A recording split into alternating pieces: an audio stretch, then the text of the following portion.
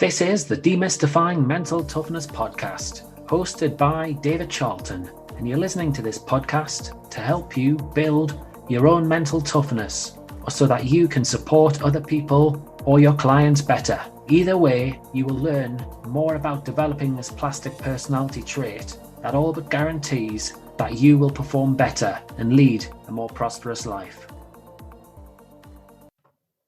Welcome back to the Demystifying Mental Toughness podcast. Today I'm joined with a guy I've got to know well over the last few years, Carl Bell. Carl's a physiotherapist and a practice manager at Functional Intelligent Training. He goes on to tell us about what shaped his decision to become a physio, life at Newcastle United, where he joined at 13 years old in the academy and progressed to the reserve team level before injury forced him to change careers. Carl was a goalkeeper, so we go on to discuss the unique pressures of that position and how this impacted his enjoyment of the game. We also talk about his career now, the psychology around recovery and rehabilitation. It's an enjoyable chat with some great insights. Enjoy listening. So Carl, would you like to tell the listeners a little bit about your background and what shaped your decision to go into physiotherapy? Yeah, absolutely. Initially, I started playing football relatively young. I'm saying relatively young, not so much in terms of this day, but about 13 years age, I started playing football and goal, and I was quickly signed by Carlisle. Then I left Carlisle after a season and a half and went to Newcastle United. And it was really at the point where I went full time at Newcastle. I had a array of experiences, namely a few injuries along the way. And I picked up quite a few injuries that was quite timely in terms of the time frame it was taking us to recover. My physio, Kev Bell, at the time, who is now still a very close friend, done a great job. But it was one of those where I was spending so long out, you can either sit there and just go through the motions and try and get fit again, or I just started to take a lot of interest in what was going on and why I was doing things. And I was probably asking more questions of why I was doing it out of interest rather than anything else. And it always kind of fascinated us. But I think the reality was after so many injuries and you start to see things maybe it's not going in the direction you want them to go, your mind does start thinking this isn't going to work. This is, the career you think you might have might not work. And yeah, Kev, I would argue, was a big reason for me in kind of steering us and certainly refocusing us a little bit in developing that kind of base interest in what physiotherapy was. And I guess the rest's history from there, really. So did you start doing your qualifications while you were still playing football, or? No, not at all. I left uni because my GCSEs weren't great. I was too busy thinking of playing football. So my attention was really on football at the time, even whilst I was going through my GCSEs. I left Newcastle United at 19, going 20, went down to Bath University. I'd done a degree in sport and exercise science. Probably was a bit lost with where I was going. On reflection, I didn't know where I was going with that degree. It certainly wasn't a long-term career plan. And then I just started thinking I need to go back to do physiotherapy because the interest was really there. I just didn't have the qualifications or the grades behind us to get onto physio straight away. So I kind of had to tick a box to then get to where I needed to be. So it was later on that I actually went back to do physiotherapy. Got you. So when you were at Bath, were you still playing football at that point, or had the injuries put paid to playing football? Yeah, so basically when I was in Newcastle, I ended up breaking my wrist. So I was obviously a goalkeeper, and I broke it 4 times, and it got to the point where I was told by the consultant if I broke my wrist again, I would have to have my wrist fused. So you kind of really gone down a path of no return at that point. And as a young lad, you're kind of sitting there going, well, if the truth be known at that time that the fun had gone in football for us. So my decision was I needed to kind of think more longer term, and what would that mean for us. So I went down to Bath, playing a bit ad hoc, if I'm being honest. I was probably sitting there thinking, get through the courses as opposed to playing. I was playing outside most of the time, if I'm honest. I played in defence actually, but I'd done a little bit in goal down there, which wasn't. It just wasn't working. My interest was gone in it. I wasn't where I wanted to be. The fun had gone, so I really just started withdrawing myself from football at that point, focusing on where I needed to get to. Do you put that down to maybe what you had the dreams of playing professionally, and obviously injuries put a block on that, and like mentally it was taking its toll, or what?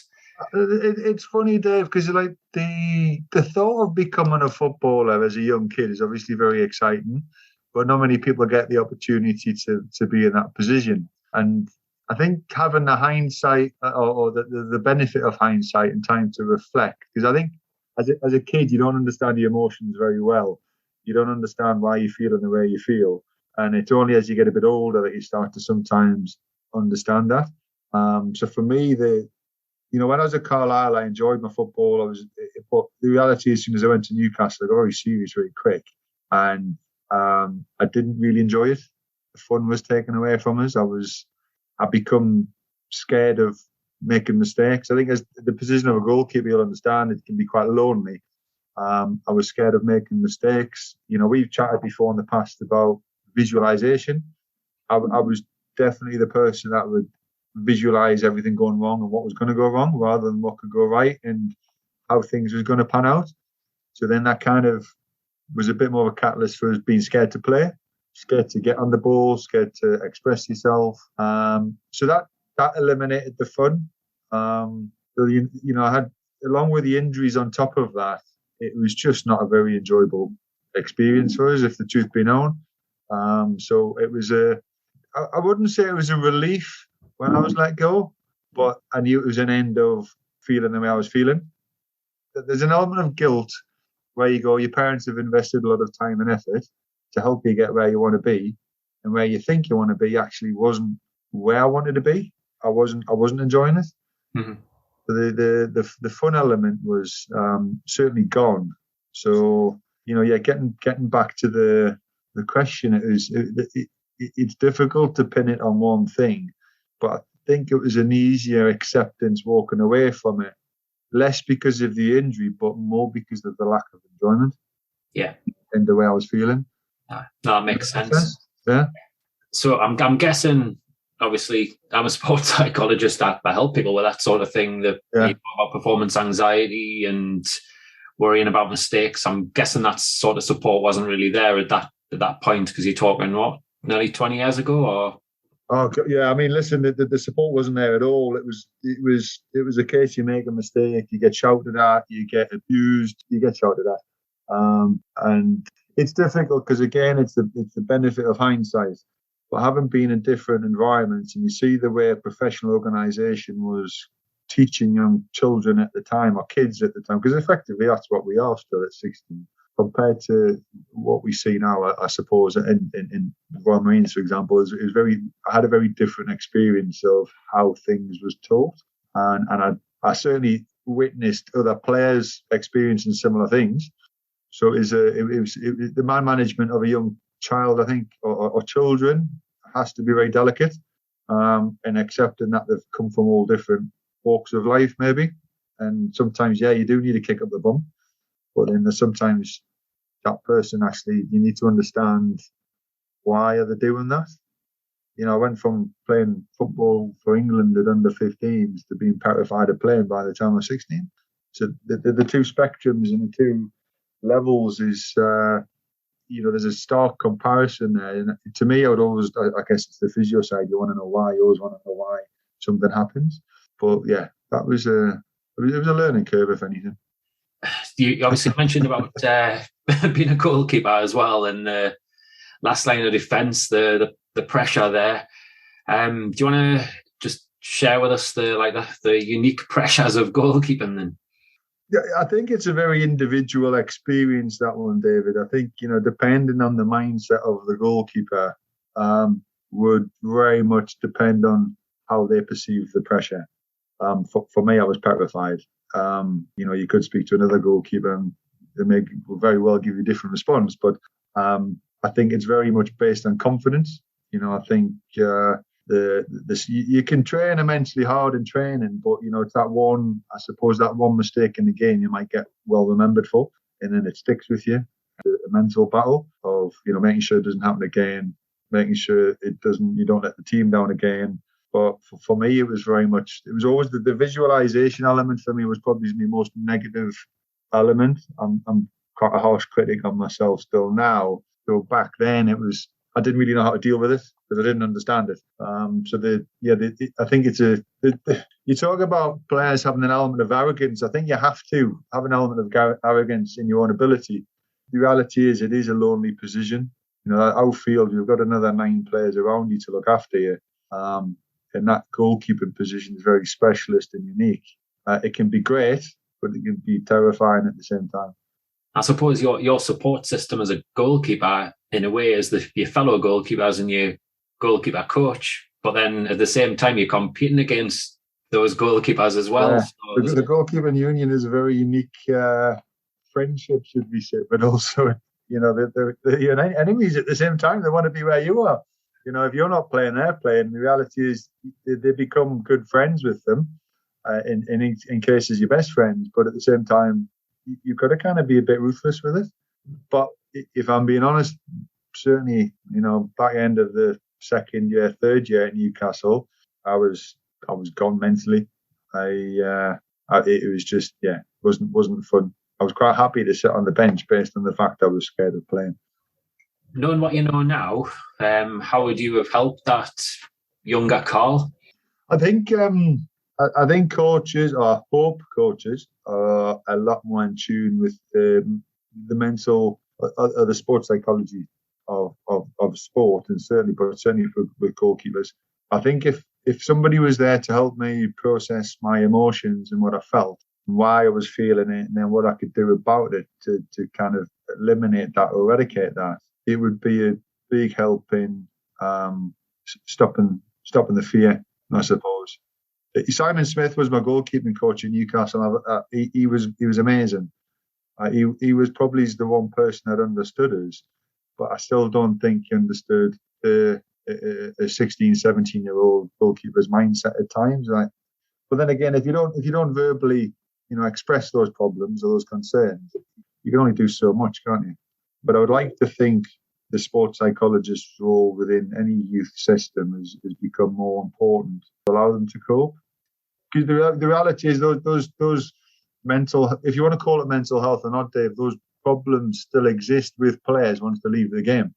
And there's almost a process where you go, well, it helps with a transition as well, whether it be playing or whether it be in a transition from playing to not playing. Yeah, I mean, often the conversations I'll have and the tools you share, they're there to support someone in that football or in that sport, but their life skills as well, after the event. And I mean, the way you're talking, it sounds like you were pretty helpless and got yourself to the point where you just didn't know how you were going to get out of it. Yeah, well, that's exactly what it was. And I think if you were to speak to some of the players that I was there with at the time, you maybe get a similar response from some of them. But, like you said, it's 20 years ago, and the coaches were a little bit more ruthless and not as astute maybe as now, or then as what some of them are now, and in terms of being aware of that. But, again, benefit of hindsight's a wonderful thing, isn't it? Definitely. And as you say, you'd like to think that coaches now are more well-read with, sports psychology is quite a newish field, really. It's just come about in the last 10, 15, 20 years or so. Yeah. Getting on to physio and injuries and stuff, I'm guessing now you've been on the other side of the fence, if you like. I've been on too many sides of the fence, Dave. So you're going to come across a fair few people who go through similar battles to what you did, and they'll have long-term injuries where they're going to have some struggles with commitment and stuff like that. What are typical challenges that you see? It's an interesting one. I mean, I would argue at the moment in the clinic we probably deal with mainly runners. We get a lot of runners coming through, and whether we have a few elite, but where then we have the recreational, and I think their problems would be very different. There's the mental health side where the general Joe public, they need to run, stabilise the mental health, but it almost places it becomes a bit obsessive. So I think certainly the challenges we face as physios from the the Joe public is, how do I manage this person as well as the injury to get the best of both sides of them, but always coming back to what does that injury need. But then you go to the elite level, where it's just a different pressure. They start worrying about times. They start worrying about people around them, and you've got to approach things very differently and just put things back into perspective with them. But then also give them a bit of freedom with the training, but just keep your eye on the target of actually, your job is to get this person fixed. So there's just different extremes, I suppose, different pressures placed upon them in life that then has a consequence on how they approach the sport. So your role as a physio, then obviously, you've got your technical knowledge about the injury and how you're going to move them forward, but also you've got that like the interpersonal skills as well. I'm guessing they're going to be like a massive part of the job.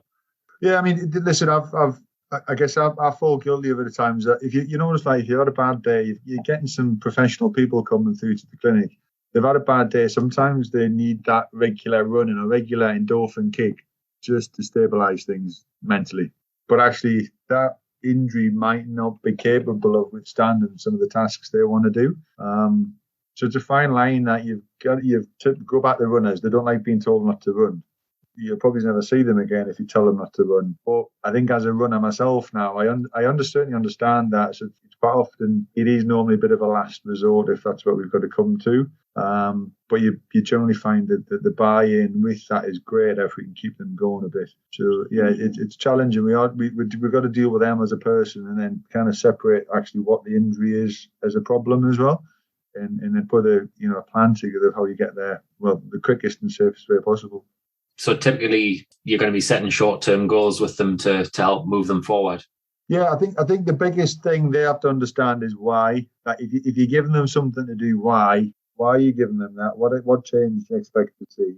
And then really into the midterm of going, right, at that point we start doing this, and at that point we'll start doing that. But we can't do A before B before C. We've got to hit those targets to make sure that you don't break down. And I think the communication element is key in terms of them understanding the process, but then understand why the process is important and the steps are important to get the buy-in. Do you find that many people are looking for the quick fix then, and you struggle with everybody?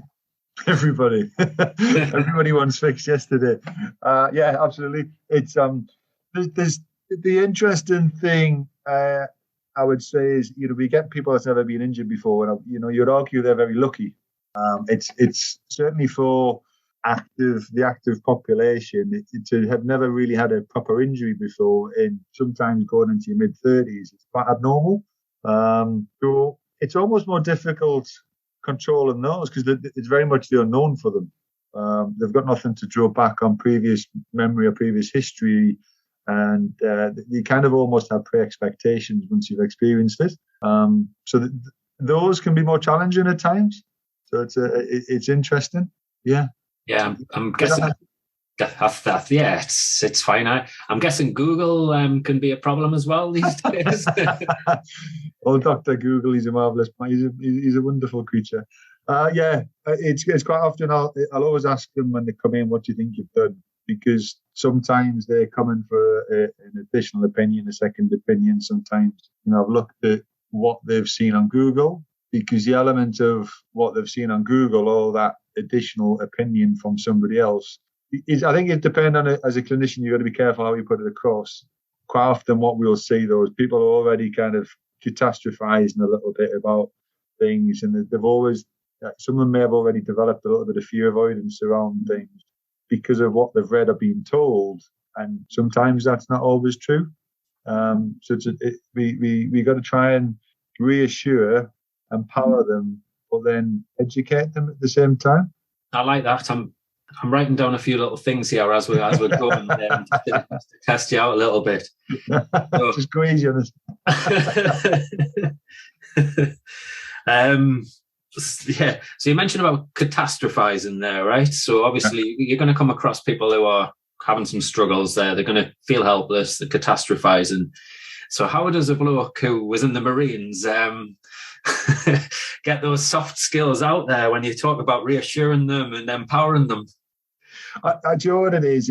I think the trouble is when you're injured, you're always focusing on what you can't do and they forget what they can do. And, you know, that it's important that when somebody's injured, you empower them to get better, one, as an individual, but then two, physically prepare them for that return. Your left leg might be sore, for example, your left calf might be kicking off a stink, but actually the whole chain needs to be conditioned as a unit.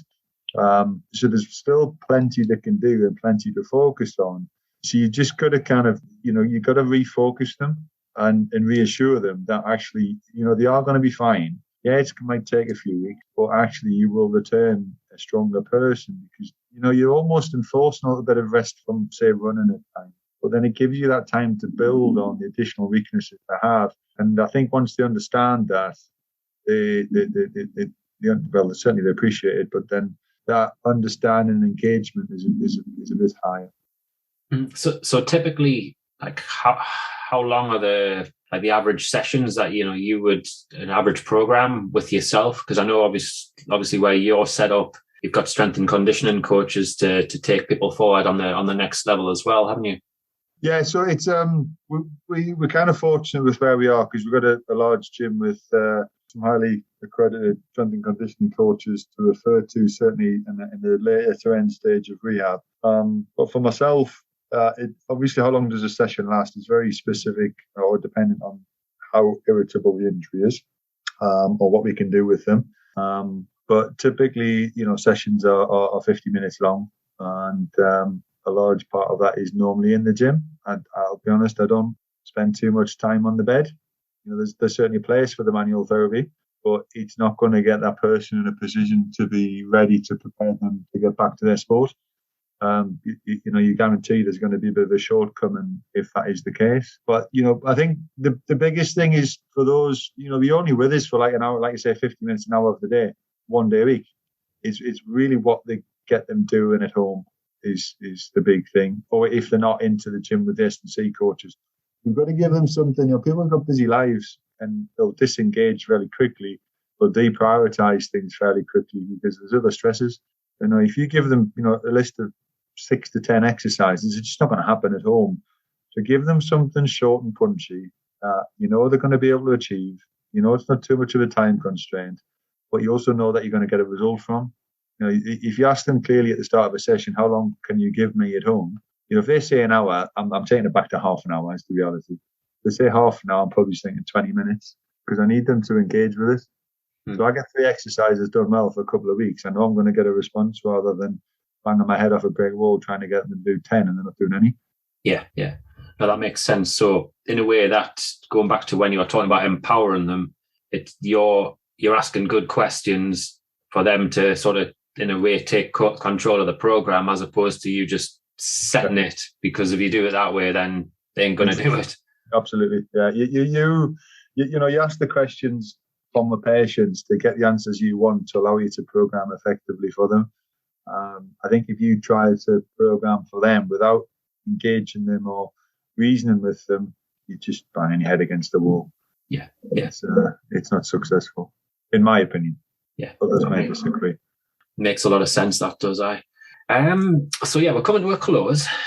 Could you give 3 takeaways for the listeners based on our conversation? I know it's been twofold. It's been sort of football oriented and then physio oriented. Yeah. So I guess I would, if I had the benefit of hindsight, this is from a goalkeeping perspective. So if there's any young goalkeepers out there that can maybe relate to the experiences I had, I think the biggest thing is don't be afraid to talk about it. And I think the relationship goalkeepers have with the goalkeeping coaches is quite unique compared to outfield players because of the time spent. And if there's one person that is going to understand you, then I would like to think it would be the goalkeeping coach. So talk, speak up. Don't be afraid of the old stigma that is if you're feeling scared of playing, or if you're feeling afraid of mistakes, you need to talk about that, because the reality is now there is solutions to those problems, and that it can very well be the difference between a career being successful or ending. Can that be a difficult one in a football environment? Just with I suppose. Yes, very much so. Just think about selection. That's all. How much coach have with selection? It is a very difficult one. But I think there's a point where coaches should be good enough now. So I'll change it, and we're kind of go off track here with this one. But Alex Ferguson got asked why he didn't give Eric Cantona a hard time when he kung fu kicked the fan. And he said he knew at that time the whole world was going to be coming down on him. And he says the one person he didn't need coming down on him was going to be his manager. He needed an arm around him. And I think, you look at the way he managed, it's a bit of an extreme example, I suppose, but the purpose of the way he manages that situation, the way the managers of anybody should manage individuals, it should be very specific. One need for one person is going to be very different to another. And whether that person's struggling mentally, physically, if it's a physical ailment you have, there's no problems talking about it. But because it's a mental thought process problem, I don't see why it should be of an issue here. It's a big change in mindset from the football or a sporting environment that needs to change, rather than kind of kiboshing it, because the reality is it's massive. Yeah. You say that about the physical side, though. You do get players who pretend they're not injured, don't they? Because they really just want to be playing, and again, they don't want to show a weakness. So yeah, it's a complicated one. It's difficult, and I think we could probably talk about that for an hour in itself. There is pressures in elite sport to get your best players playing, and I can understand that process. But I think for a young child, they've got the benefit of time still. It's not a week in, week out requirement. Just at that point, they still need to enjoy football. They still need to understand why they're feeling the way they do, and they still want to have that reason to get up on a day to go and play, rather than thinking, I don't want to do this, I'm scared of doing this, I don't want to make a mistake, I don't want to be shouted at. That should be a thing of the past as far as I'm concerned. Yeah, no, I totally agree. Well, yeah, as you say, we could be talking about that for hours, so we'll skip it. You've got 2 more points. We'll make it 1 more. Just do your exercises when the physio tells you, because you will get better. Just the process. I like it. Fair enough. Right then. Okay, since you're not following the protocol here and not doing as I tell you. I'll tell you what, I'll give you follow the process, do your exercises. Now there's 2 of them there, one, isn't there? So I like it. Okay then, Carl. Where can the listeners reach out to you if they want to get in touch with you? So we are in functional intelligent training, so typically Fit North Cosforth. We have a good team of strength and conditioning coaches and physiotherapists. So check out www.fitnorth.co.uk and you'll see what's going on. I'm aware that you are going through some changes, so I'll keep the listeners up to date with that when that time comes. Big thank you for your time. Thanks, Dave. Enjoyed that. Take care, mate. Cheers. I enjoyed that. It was good fun, that discussion with Carl. He opened my eyes and yours, I hope, on the journey of becoming a professional footballer, especially the unique challenges of playing in goal. It was interesting when he talked about losing the love of the game. This is something that I hear a lot when footballers or athletes across many sports put their life and soul chasing the dream, if you like. It can come at a cost. And I think that's where the role of the coach could be viewed as a privileged role, just like my role as a sports psychologist. We're very fortunate, hugely fortunate, that we can have a big impact and a positive impact in this regard. If we choose to park our ego, offer a safe, trusting space, a curious space where we rein in providing solutions, we get used to asking great questions and listening.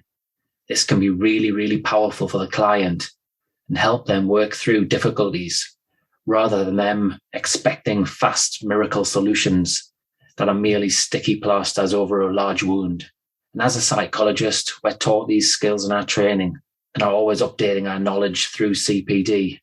And as we discussed there with Carl, it's great now that more and more coaches are increasingly aware that soft skills, such as the ones I've mentioned there, in addition to their technical and tactical nous, are vital for the happiness of their players, as well as the fact that a happy player is more likely to perform better too. So it's going to have a big impact on performance as well.